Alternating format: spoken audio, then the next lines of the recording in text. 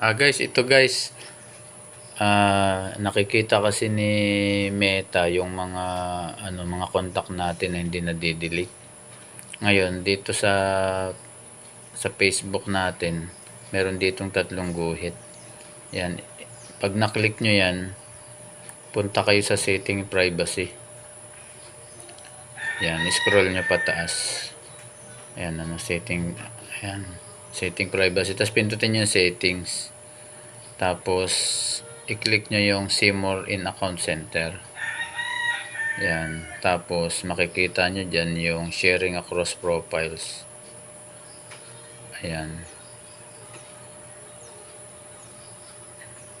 Ayan.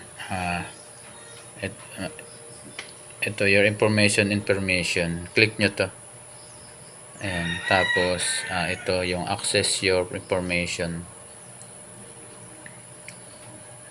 Ayan. Tapos, scroll nyo pataas. Personal information. Ayan. Tapos,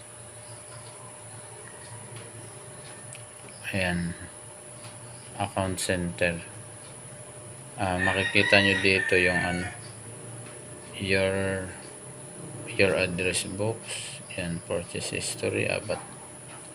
Dito makikita nyo yung profile information. Ito account center. Profile information. Ito meron ditong account center, i-click nyo. Ayan. Tapos yung information and permission. Ayan. Tapos yung access your information. Ayan. Tapos i-click nyo yung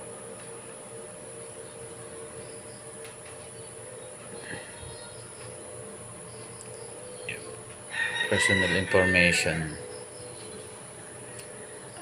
Ayan. Yan, nakikita nyo dito yung Ayan, your address books. Yan, makikita nyo lahat yung mga contact dito.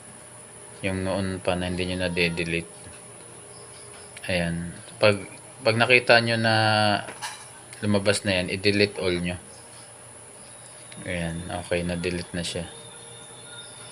Pagka nandyan pa rin, delete all nyo ulitin nyo lang. Ayan, wala na. Okay na. Ayan. Maiwasan nyo na yung pagka-hack.